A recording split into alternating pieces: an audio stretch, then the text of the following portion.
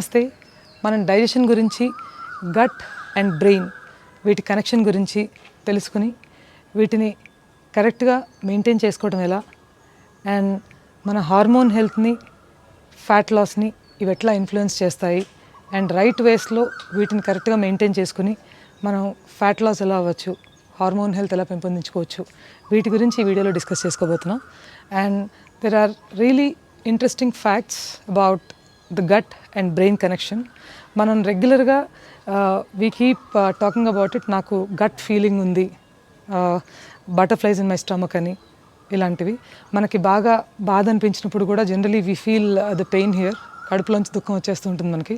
So ఇవన్నీ కూడా they are basically neurotransmitters which are being sent in between the brain and the gut. In fact, gut ni we call it the second brain. Endukante if you consider this hormone, which is a natural antidepressant that is produced inside the body, serotonin. Ee serotonin production kuda it does not happen in the brain. Although it's an antidepressant, it does not happen in the brain for more than 10%. 80 to 90% of your serotonin production happens in your gut. So మీ moods అన్నీ కూడా ఈ chemicals control చేస్తాయి. The reason why when you are depressed and you take your SSRIs, your antidepressants, మీరు ఏ మూడ్లో ఉన్నా సరే you generally tend to calm down or you tend to feel a little okay or better. Exactly అవి మనకి ఈ serotonin కానీ ఇంకా a couple of other hormones which are stress reducing hormones and the neurotransmitters which are stress reducing signals to the brain, ఇవన్నీ కూడా మనకి గట్లో form అవుతాయి.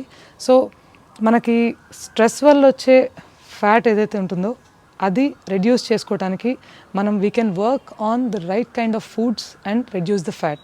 Because most of the fat that is popping out of your bra straps, most of the fat that is popping out of your sides, the hips, ఈ visceral fat అంతా కూడా మీకు stress and thyroid hormone imbalances ఇలాంటి hormonal issues వల్ల ఈ visceral fat వస్తుంది.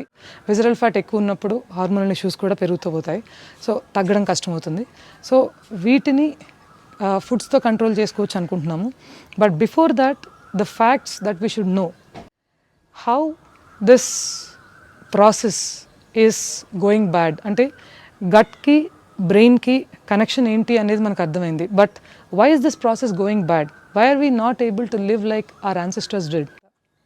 మన పూర్వీకులు, మన పెద్దవాళ్ళు బ్రతికినంత ఆరోగ్యంగా ఎక్కువ రోజులు మనం బతకలేకపోవడానికి కారణం, మనం సఫర్ అవుతున్న వాటన్నిటికీ కూడా ముఖ్యమైన కారణం is bacteria and your gut bacteria. Our body is 90% bacterial cells and only 10% human cells. So ఒక రకంగా చెప్పుకోవాలంటే we are more bacteria than human అని చెప్పుకోవచ్చు. And it's not a bad thing because all this is a fact.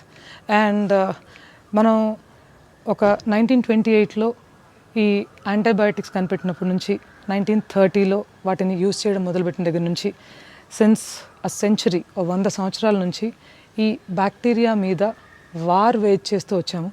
And ఈ వార్లో excess usage of antibiotics అవసరం ఉన్నా లేకపోయినా మనం వాటిని హెవీగా వాడటం వల్ల, చిన్న చిన్న విషయాలకు కూడా మనం పిల్స్ మీద డిపెండ్ అవటం వల్ల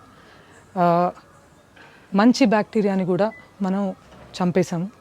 and we are now more prone to diseases than the older generations did. All over the world today, the researchers are extensively studying the gut microbiome.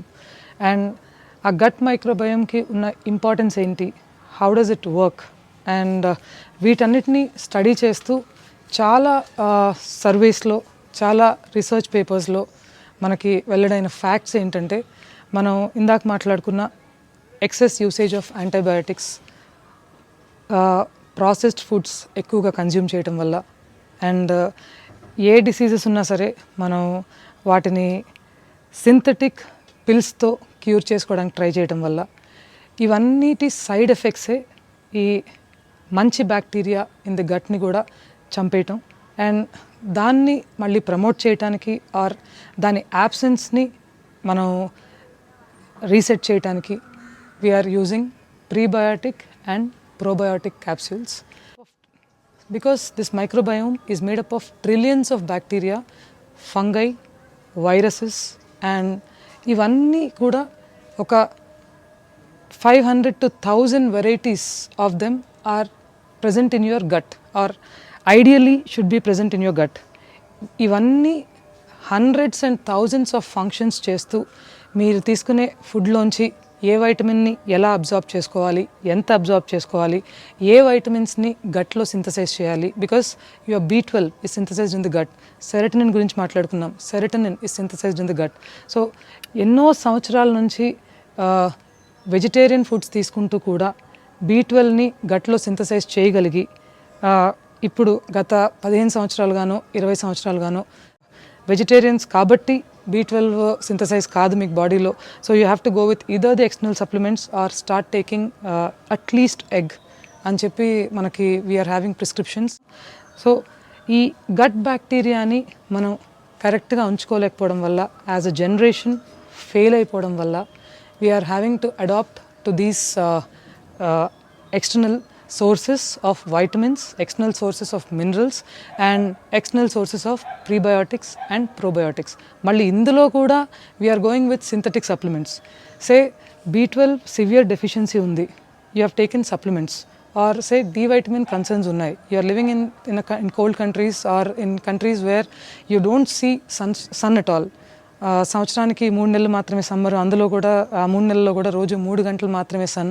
So ఇట్లాంటి పరిస్థితులు ఉండేవాళ్ళు వాళ్ళు సింథటిక్స్ తీసుకోవడంలో అర్థం ఉంది. అండ్ ఆ సింథటిక్స్ కనిపెట్టింది వాళ్ళ కోసమే. Like for example if you consider the caesarean birth కూడా it's a life saving procedure. ఈ సిజేరియన్ బర్త్ కానీ, యాంటీబయాటిక్స్ కానీ, సర్జరీస్, బేరియాట్రిక్ సర్జరీస్ కానీ, ఇవన్నీ కూడా they are all life saving procedures. The senior most surgeons tell you this. Going under a knife is unnecessary if you are able to live with it with some basic corrections అని చెప్తారు వాళ్ళు. And మనం అంత మంచి ఇన్వెన్షన్స్ని మనకి అవసరం ఉన్నా లేకపోయినా, especially bariatric surgeries, we see women especially below 40, below 30 గట్టిగా 30 కిలోలు 25 కిలోలు ఎక్కువ ఉంటారు. 6 నెలల్లో సంవత్సరం కష్టపడితే ఆ 25 కిలోలు 30 కిలోలు తగ్గించుకునే సిచ్యువేషన్లో ఉన్నా కూడా ఫర్ కాస్మెటిక్ రీజన్స్ బేరియాట్రిక్లు చేయించుకునేవాళ్ళు. ఎక్స్టర్నల్గా నేను ఇలా కనపడాలి, పెరిఫరల్గా నా లుక్స్ ఇలా ఉండాలి అని ప్రిఫరెన్సెస్తో ఇలాంటి సర్జరీస్ చేయించుకునేవాళ్ళు. మనందరం కూడా, I'm not talking about one girl or a couple of you, but అందరం కూడా we are more bothered about how we look on the outside than what is happening on our inside. Even digestion issues కూడా, skin పాడైపోతుంది digestion సరిగా ఉండకపోవడం వల్ల, నాకు PCOS రావడం వల్ల పింపుల్స్, ఏక్నెస్ సఫర్ అవుతున్నా నేను, నాకు హెయిర్ లాస్ అయిపోతుంది థైరాయిడ్ వల్ల. ఈ డిస్కషన్స్ మీద ఎక్కువ ఫోకస్ చేస్తారు తప్ప నాకు థైరాయిడ్ అనేది ఒక గ్లాండ్, ఆ గ్లాండ్ సరిగ్గా ఫంక్షన్ చేయట్లేదు అనే వరి చాలా తక్కువ మందికి ఉంటుంది. దే డోంట్ నార్మలీ, నాకున్న ఎక్స్పీరియన్స్లో normally discuss about these things. And same applies to gut.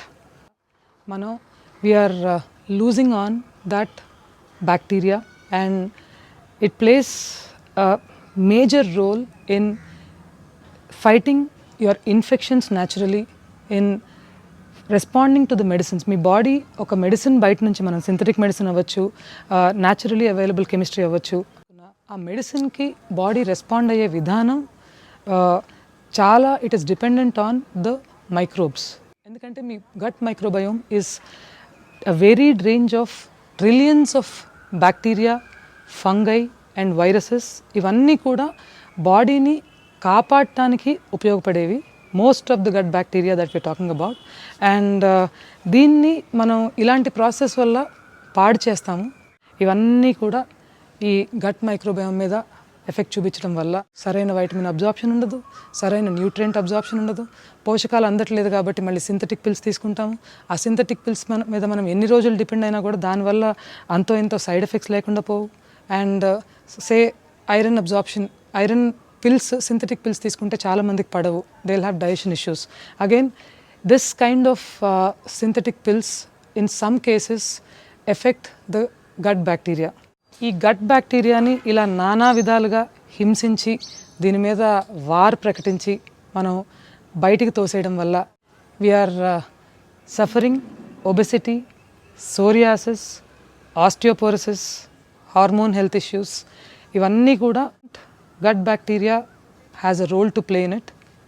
The gut bacteria, if it is maintained the right way, మీకు right kind of neurotransmission జరుగుతుంది, and from the gut to the brain and vice versa, and naturally your health will get better. మీరు ఒక 12 to 16 weeks if you are able to maintain some certain basic habits.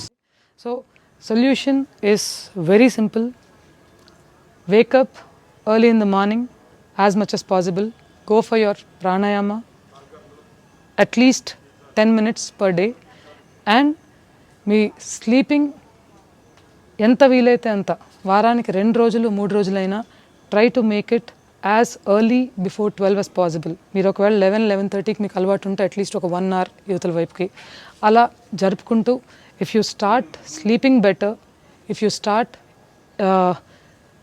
Breathing well, and తీసుకునే foods మన బాడీకి కండ్యూసివ్గా simple foods which are not overly processed, which are gut friendly. For example, ginger is gut friendly food, milk and curd is gut friendly food. ఇవన్నీ కూడా prebiotic and probiotic బ్యాక్టీరియాని గట్లో పెంపొందింపజేసే foods.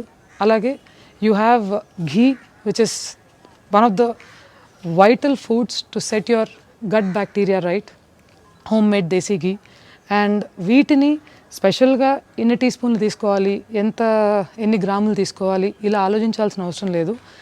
తక్కువ క్వాంటిటీస్లో ఇవి తీసుకోవడం it is very important. And మనకి నిలవ పచ్చళ్ళు, ఆవకాయ, they give you great difference in your gut health. And వీటితో పాటు బయట ఫుడ్స్ తీసుకోకుండా ఉండడం, ఎక్స్టర్నల్గా తీసుకునే షుగరీ సబ్స్టెన్సెస్ కన్జ్యూమ్ చేయకుండా ఉండటం. మీరు all your late night ice creams and desserts kill your bacteria and they make them extinct.